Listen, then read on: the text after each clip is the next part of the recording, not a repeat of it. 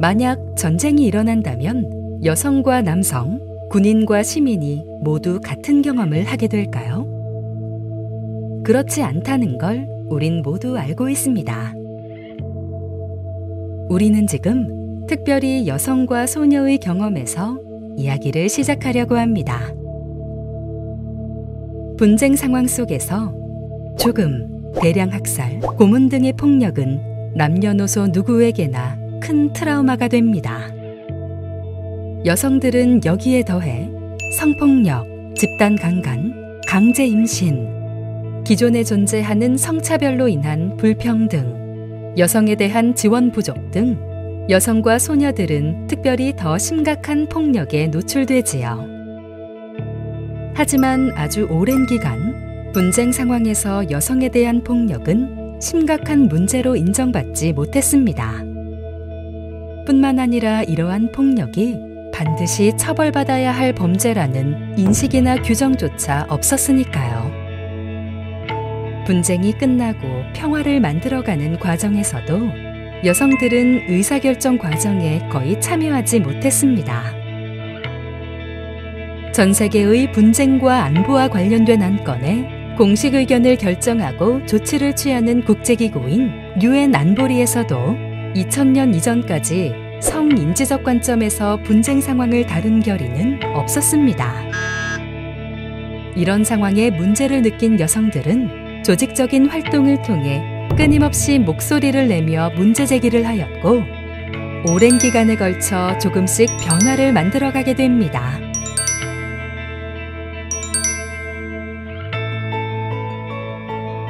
평화 과정에 여성의 참여를 촉구하고 무력 분쟁 상황에서 여성 인권의 보호를 위한 꾸준한 외침은 2000년 10월 31일 국제사회에서 드디어 공식적으로 결실을 맺게 됩니다. 분쟁 상황에서 여성 인권을 보호할 것과 평화 안보 의제에 관한 의사결정에 여성의 참여를 확대하고 성인지적 관점을 반영할 것을 권고하는 여성, 평화, 안보에 관한 UN 안보리 결의 13255가 채택된 것입니다. 안보리 결의는 UN 구성원들이 이를 수락하고 이행해야 한다는 점에서 국제적 규범으로 영향력이 있지만 강제성이 없기 때문에 각 국가에서는 국가 행동 계획을 수립하여 자발적으로 권고 사항을 지켜나가고 있습니다. 2020년 10월 현재 86개국에서 1325 국가행동계획을 수립하여 이행 중이며, 우리나라도 2014년 1기 국가행동계획, 2018년 2기 국가행동계획을 수립했고 2021년부터 3기가 이행될 예정입니다. 지금까지 이야기를 들어왔다면 이런 질문이 떠오를 수 있습니다. 그래서 1325 결의안이 내 삶과 무슨 상관이 있는데? 세계 평화, 한반도 평화 이런 건 전문가들이 하는 말 아니야? 지금 당장 전쟁이 일어나는 것도 아닌데 관심을 가져야 하나? 하지만 조금만 둘러보면 이것은 내 삶과 가까운 이야기입니다. 여성이라는 이유로 삶의 안전과 평화를 위협받는 일은 일상 속에서도 자주 일어납니다. 꼭 나에게 일어나지 않더라도 뉴스를 통해서도 많은 소식들을 접할 수 있습니다. 한반도는 아직도 전쟁이 끝나지 않은 불안한 분단 상황이며 일본군 위안부 피해 경험이 있습니다. 오랜 분단 상황 속에서 군사주의 문화가 강화되었고 권위적이고 가부장적인 문화도 자리 잡았습니다.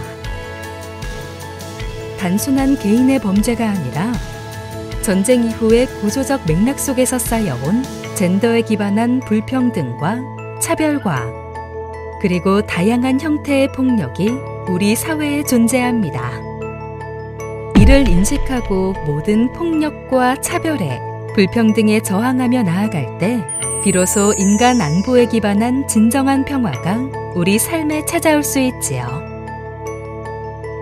UN 안보리 결의안 1325와 이에 따르는 대한민국 1325 국가행동계획을 통해 우리는 평화롭고 안전한 세상에 가까워질 수 있습니다.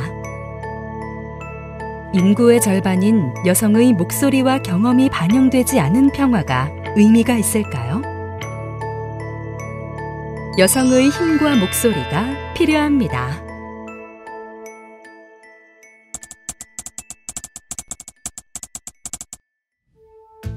여성에 대한 폭력이 국제 이슈가 됐다는 것이 90년대 특징이에요. 그것이 더 문제가 된 것은 보스니아 전쟁, 르완다 학살, 이런 대규모 내전들이 일어나면서 거기서 여성에 대한 폭력이 전쟁의 전술로 사용이 되면서 수만 명에서 수십만 명에 이르는 여성들에 대한 대규모 성폭력이 일어나는 거예요. 전시 여성폭력, 성노예, 강간, 집단학살 이런 것들이 반영이 되면서 여성의 권리는 인간의 권리다, 인권이다 이런 화두가 만들어지죠. 모든 인권 사안에서 분쟁 시 여성이 당하는 젠더 폭력 다뤄지도록 해야 되고 전시에 조직적으로 여성에 대한 폭력을 가하는 것은 전쟁 범죄에 해당한다.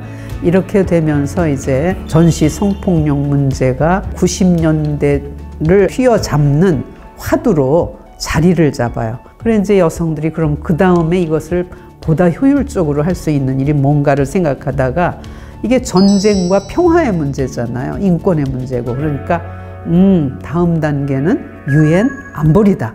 유엔 안보리의 1차 임무는 뭐예요? 세계 평화와 안보를 유지하는 일이거든. 거기에 이 이슈를 다루지 않으면 이건 해결이 여의치 않다. 이래가지고 유수한 국제 여성단체들이 그 NGO 워킹 그룹을 만들어가지고 안보리 결의 1325라는 그 결의안을 초안을 다 만들어요. 밤새워서 각국 대사관에다 보내고 각국 정부에다 보내서 외교부를 설득을 하고 엄청난 외교 활동을 벌립니다. 2000년 10월 31일에 안보리가 열렸을 때 이 의제를 상정하니까 만장일치로 채택이 돼요. Those in favor, please raise their hand. 마침내 여성 평화 안보 의제가 국제 평화 의제가 되고 안보리 의제로 자리를 잡게 되죠.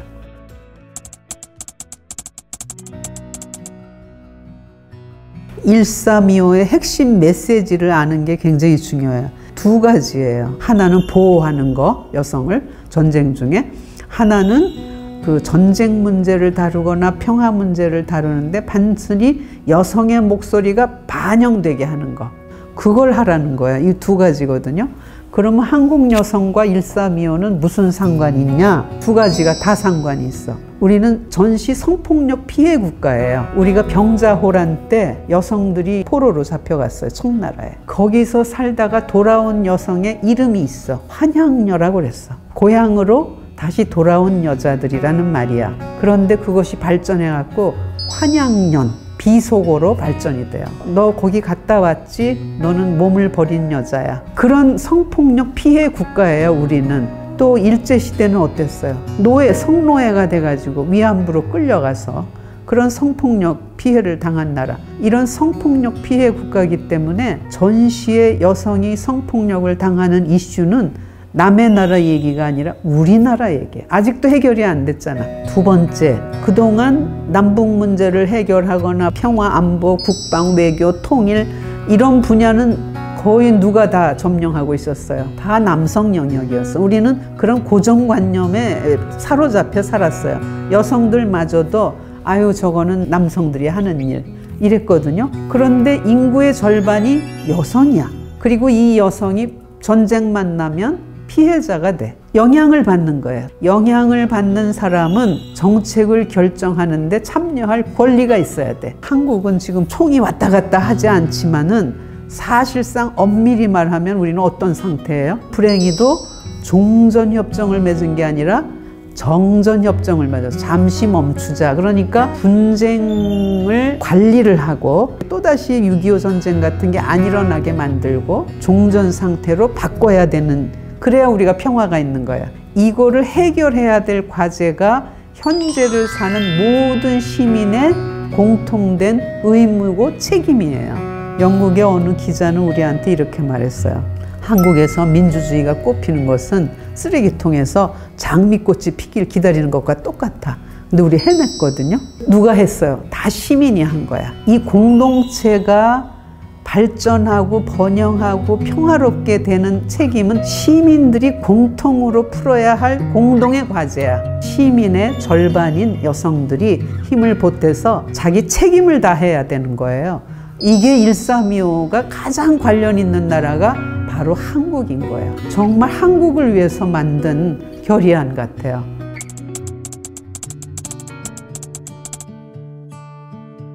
내가 1325라는 의제의 내용을 알잖아요. 그러면 이제 그런 눈으로 보는 거지.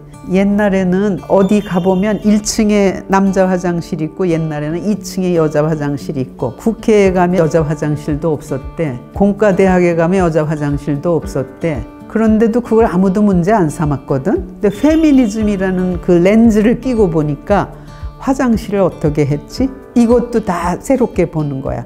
왜 여성 화장실은 더 불편한 데 가서 있지? 그런 것들을 비판적으로 볼 수 있는 렌즈가 생겨요. 1325도 자기가 그걸 볼 수 있는 렌즈를 장착하는 거야. 전시 성폭력 그것이 없도록 하는 거, 통일, 외교, 국방, 개발 이 모든 분야가 성평등한 기조 위에서 정책이 진행되고 있나? 인구의 절반 여성은 적절하게 거기 대표성을 가지고 있나? 이런 비판적 렌즈를 갖는 거예요. 예를 들면 문재인 대통령이 평양에 갔잖아요. 그럼 1325가 없으면 아, 뭐 가나보다 이러는데 1325 렌즈를 깎인 젊은 여성들은 아, 저기 여성은 어떤 자격으로 몇 명이 가지? 성평등한 구조인가? 아, 이거는 평등의 원칙에 어긋나고 공정하지도 않은데? 이런 비판적 관점을 갖게 되고 비판적 안목으로 정책을 분별할 수 있어요. 그러니까 그동안 전쟁과 평화에서 여성의 입지는 피해자 이미지였어요. 보호받아야 될 대상. 그러나 1325의 궁극적인 목표는 피해자에서 변화의 주체가 되게 만드는 거예요. 주어진 질서를 그냥 받아들이는 것이 아니라 여성이 행복하고 안전하게 살 수 있는 세상을 왜 우리 손으로 만들 수 없어?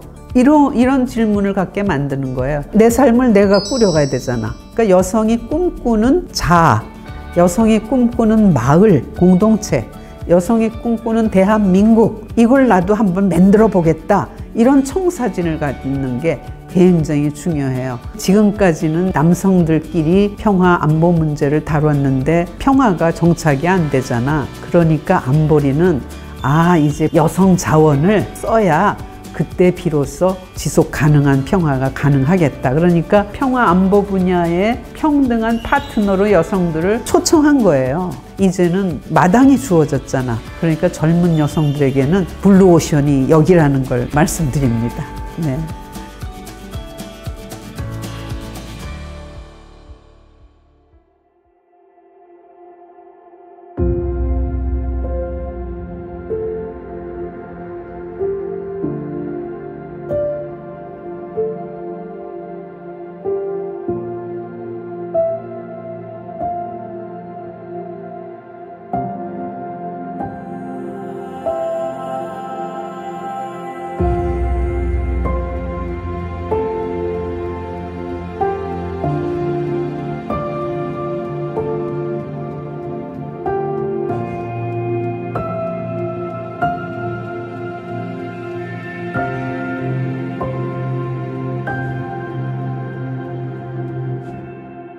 남과 부 여성들은 각자 자신이 속한 사회의 평화를 이룩하기 위해 노력하고 연대해야 합니다.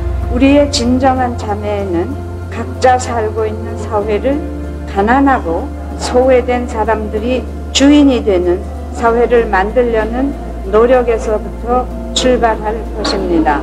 그것이 쉬운 일은 아닐 것입니다. 그럼에도 불구하고 그것이 궁극적으로 정의롭지 못하고 선한 일이 아닐 때에 우리는 고난을 감수하고 비판하는 기능을 멈추지 않음으로써 평화로운 미래를 우리 스스로 창조해 나가야 할 것입니다.